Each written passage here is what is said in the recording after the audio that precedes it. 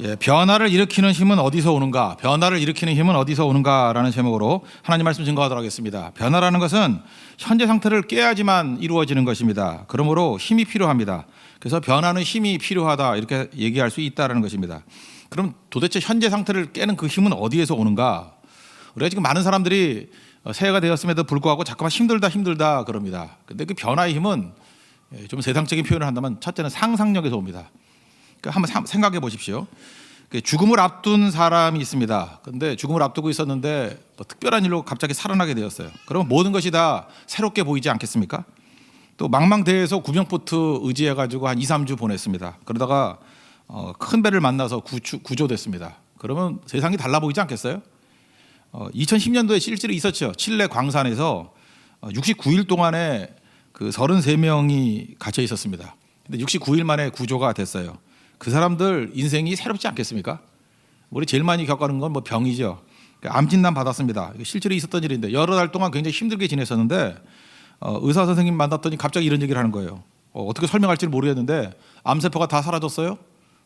진짜 이런 일이 이루어진다니까요? 뭐 기절하려고 그러더라고요. 다 사라져 버렸대요. 그러니까 이럴 때 세상이 새롭게 보이지 않겠습니까? 이럴 때는 뭐든지 할 수 있겠죠. 뭐 눈앞에 보이는 게 없죠. 힘이란 건 이런 겁니다. 감격에서 나오는 거예요. 안도하고 기뻐함으로 이런 사람에게는 인내하라 그러면 인내도 하고요. 희생하라면 희생도 하고 충성하라면 충성도 하고 용서하라면 용서도 하고 그러니까 모든 힘은 이런 감격에서 나오는 것입니다. 그러니까 자기가 어떤 상황인지를 깨닫는 거. 이거 실제로 예를 하나 든다 그러면 우리 러시아 작가 가운데 그 도스토옙스키라고 있지 않습니까? 이 사람이 진짜 사형 선고 받았다가 살아난 사람이에요. 나이가 27살이라고 기억이 나는데 반역을 모의했다 그래서 사형 선고를 받습니다. 시베리아 그 영하 20도 되는 감옥에서 8개월 지내고요. 그 다음에 연병장에 끌고 나와가지고 이제 말뚝 세워놓고 20명이었거든요. 그 젊은 청년들 20명 말뚝 세워놓고 이제 총살시키겠다고 그런 상황이 되었습니다. 그 이때의 경험이 그 도스토옙스키의 작품 백치에 자세히 나와 있는데 이렇게 합니다. 그 자기가 죽기 직전 한 20분 동안의 기억이 너무너무 생생하더라는 거예요. 마지막 5분 남았을 때 이제 역시 작가는 작가인가 봐요.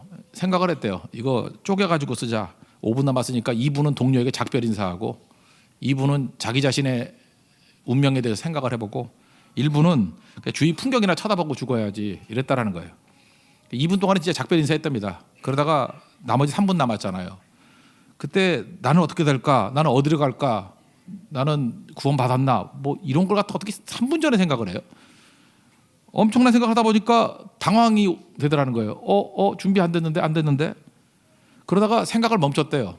그리고 갑자기 저 멀리 쳐다보니까 교회 종탑 꼭대기 십자가가 있는데 햇볕을 받아서 반짝반짝 빛나더라는 거예요. 그 빛에서 눈을 뗄 수가 없었대요. 그리고 주님 그랬겠죠. 다시 말해서 생각이 다 중단돼 버리고 십자가만 바라보는 인생이 되었다는 것입니다. 근데 갑자기 황제의 전령이 와가지고 사형 중지 그리고 풀려났어요. 이때의 경험, 이때 이후에 그 도스토옙스키의 모든 작품의 내용들이 다 바뀌어 버려요. 뭐 까라마조프가의 형제들도 보면 그때 이런 장면들이 뭐 여기저기 녹아 있습니다. 그러니까 이전과 이후가 똑같을 수가 없는 거죠. 3분의 시간이 영혼의 시간 같다 얘기를 해요. 자기는 1초도 소홀히 살 수 없는 인생을 살게 되었다. 물론 또 나중에 도박에서 또 날리고 또 그런 길을 하지만 하여튼 작품 세계에서 이것만큼 중요한 계기는 없었다는 것입니다. 이제 우리에게로 돌아옵시다. 영적 상상력을 가져야 됩니다. 그래야 힘이 생겨요. 나는 구원받을 자격이 없습니다. 우리 자신을 한번 생각해봐요. 난 구원받을 자격이 전혀 없어요. 그래서 내게 고난이 오고 괴로움이 오고 죽음이 오고 지옥 오는 것들이 당연한 겁니다. 그게 내 운명이에요. 피할 길이 없습니다. 성경을 보니까 우리는 죄로 인해서 진노의 자식이라 그랬고 아무 변명할 수도 없고 하나님 앞에 죄인으로 설 수밖에 없다. 로마서 4장에 자세히 나와 있어요. 그리고 6장에 보니까 죄의 삭은 사망이다. 영원한 죽음이다. 이렇게 얘기를 합니다. 그리고 요한계시록 14장 10절을 보니까 우리 운명이 뭐냐?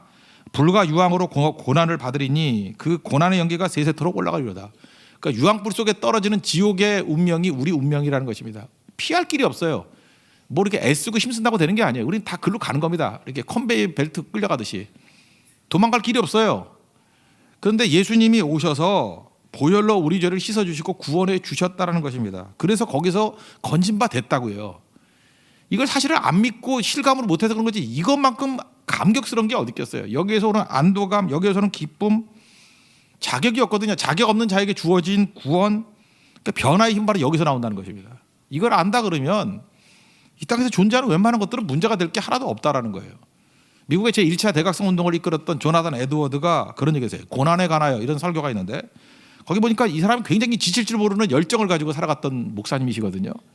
그 엄청난 분인데 이분이 이렇게 설교를 해요.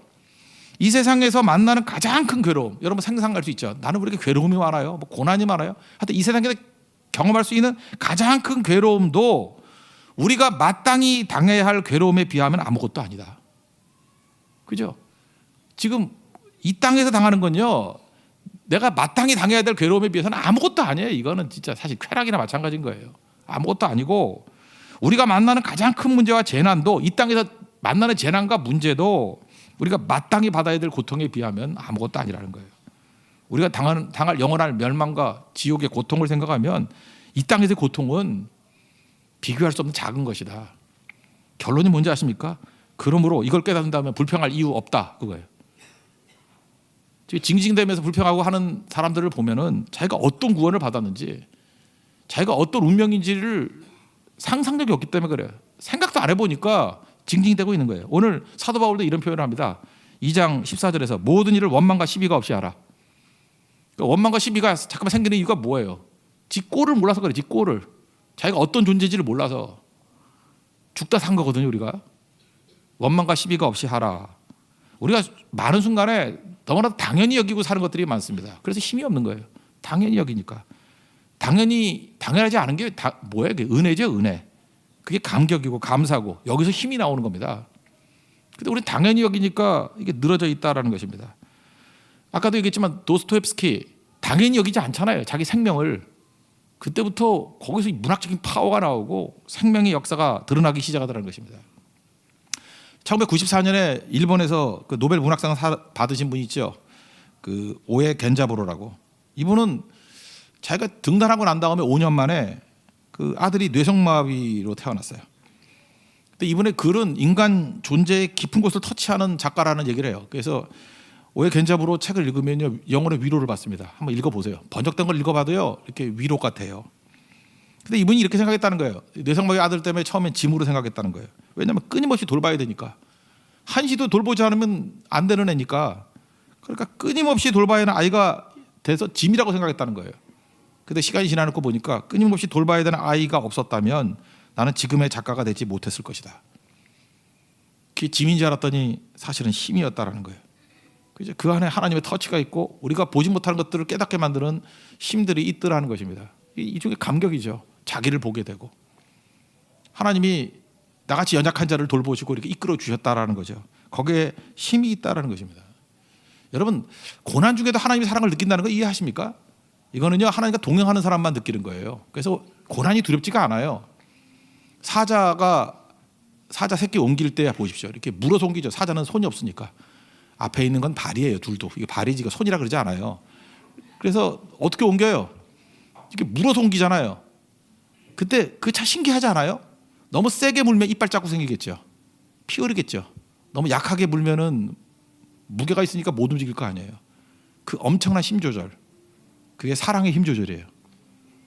하나님께서 나를 꽉 물거든요. 그럴 때 이거 왜 이러세요 하나님? 그런데 이빨 자국이 안 남아요. 하나님이 물 땐 그래요. 이빨 자국이 안 남고 내가 원하는 모습으로 변화시키고 내가 원하는 자리까지 갈 때까지만 이끄시고 놓는다고요. 이상해요. 이빨 자국이 안 남아요. 생일잔치 같은 때 친구들이 생일빵 하면 죽는 수가 가끔 있어요. 사랑이 없기 때문에. 근데 부모가 때려서는 잘 안 죽어요. 이상한 부모 빼놓고는. 사랑이 있으니까. 그 엄청난 사랑의 힘 조절이거든요. 하나님의 사랑의 힘 조절을 믿는 사람은요 고난이 두렵지 않아요. 이 고난 이게 하나님께서 나를 물고 있는 거거든요. 근데 상하지 않는 물고 있음이에요. 그걸 깨닫는 순간에 안도감과 기쁨에서 나오는 힘이 있습니다. 이게 변화시키는 힘이에요.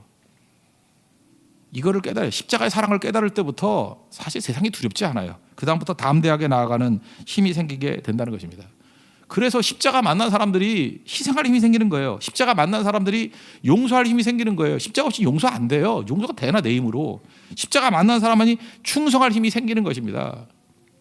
저는 충성하는데 이거 십자가 만나기 이전 너무 힘든 거예요. 십자가 만나신 분들이죠. 우리 한 해 동안에도 선교를 통해서 우리 좀 충성한 하나님 백성 되기를 바랍니다. 그럼 그 다음 단계 하나님을 알게 되잖아요. 그럼 알게 되면 교제하잖아요. 교제하면 닮아가게 돼 있습니다. 누구나 다 그래요. 사랑하면 닮아가게 돼 있다고요. 그래서 하나님께서 이유 없이 나를 사랑하셨듯이 우리도 이유 없이 세상을 사랑하는 경우가 참 많아요. 그래서 두 번째 단계는 뭐냐 하면 우리가 변화시키는 힘을 어디서 얻느냐? 상상력에서 얻는다. 그거는 자격 없는 자에게 주시는 은혜에 대한 감격. 그걸 깨닫는 거죠. 두 번째 말씀인데 이유 없는 일을 그냥 하게 돼버린다는 거예요. 하나님 닮아가지고. 사실은 예수님이 십자가에 달려서 나를 위해서 죽으셨죠. 근데 우주 전체에서 죽을 이유가 전혀 없는 분을 들라 그러면 예수님밖에 없어요. 베드로전서 3장 18절을 보니까 그리스도께서도 단번에 죄를 위하여 죽으사 의인으로서 불의한 자를 대신하셨으니 이는 우리를 하나님 앞으로 인도하려 하심이라. 예수님께서 우리를 위해서 죽으셨는데 이유가 없어요. 이유는 굳이 말한다면 우리를 건져내려고.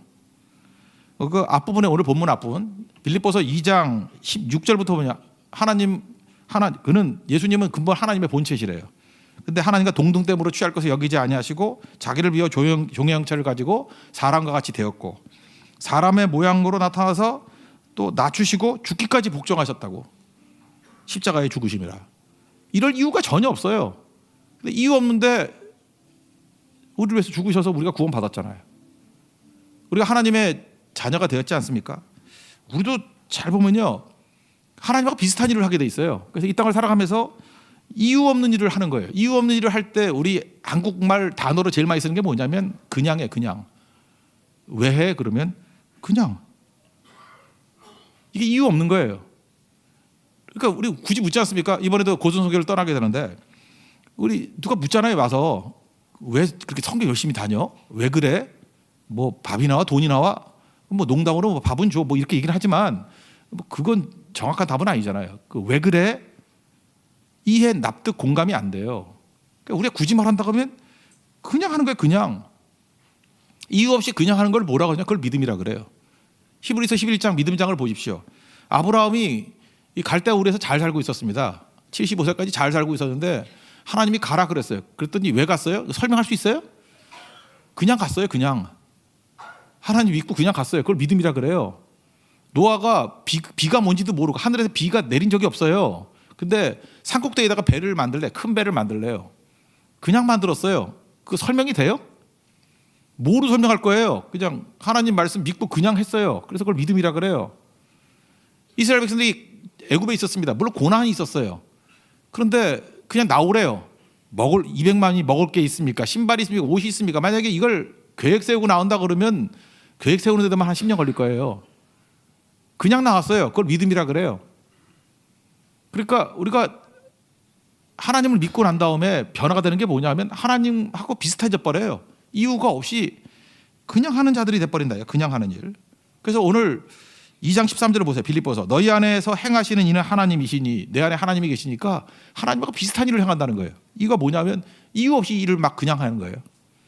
자기의 기쁘신 뜻을 위하여 너에게 소원을 두고 행하게 하시나니. 이건 내 소원이 아니에요. 하나님 소원이에요.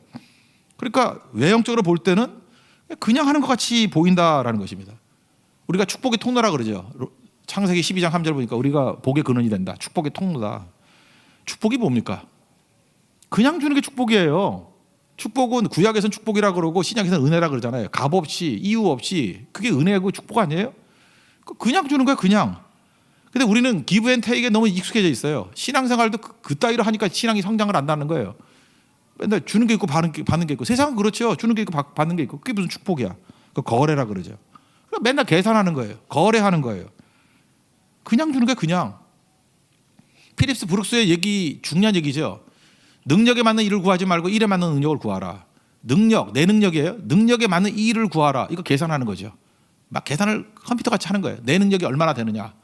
그죠? 내 시간과 내 능력과 내 한계가 얼마나 되느냐. 그걸 계산하는 거예요. 그리고 그보다 작은 일을 해야겠죠. 그러니까 맨날 쪼그라들죠. 그리고 시간이 가면 갈수록 능력은 줄어들잖아. 늙으니까. 그러니까 점점 쪼그라들어서 나중에는 먼지 같은 인생이 돼버려요. 헛된 인생이 돼버려요. 근데 후자는 뭐라 그래요? 일에 맞는 능력을 구하라. 일이 뭐예요? 하나님 주신 사명이잖아요. 사명은 엄청 크거든요. 내가 감당하는 것보다 훨씬 큰 걸 줘요. 큰 일, 큰 사명을 준다고요.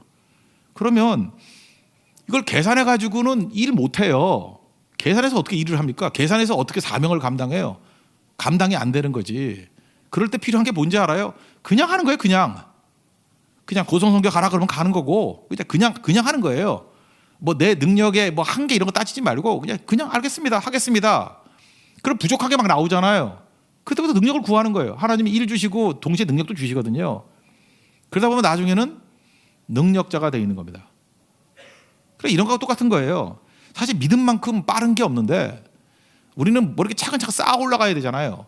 근데 믿음이란 건 뭐냐면 하나님의 생각을 입양하는 거예요. 나는 뭐 생각도 없어요. 그냥 하나님 무슨 생각이 있으세요? 그게 하나님 생각이에요? 그럼 내가 입양합니다 이거고, 난 뜻도 없어요. 하나님의 뜻이 무엇입니까? 그게 하나님 뜻입니까? 하나님의 뜻을 입양하는 거예요. 그냥 남의 뜻을 빌려오는 거예요. 막 그냥 입양하는 거예요. 내 거를 만들어 버리는 거예요. 그래서 보면은 별것도 아닌 것 같이 보이는 사람이 하나님 수준으로 살아가요. 그리고 하나님 수준의 능력이 진짜 임해. 일에만 능력 구하는 인생이에요. 그러니까 능력 있게 살아가는 거죠. 반면에 이 잔챙이들은요 맨날 이유를 찾아요. 무슨 이유. 여러분 이유를 찾아서 하는 거는 오래 못 가요. 왜 그러냐면 안 할 이유를 찾거든요. 우리 대목자는 이 머리는요 할 수 있는 이유를 안 찾아요. 안 해야 되는 이유를 찾아낸다니까. 어떻게든 찾아내요 다. 그래서 안 하게 된다고요. 그래서 쪼그라든 인생이 돼버리게 된다는 것입니다.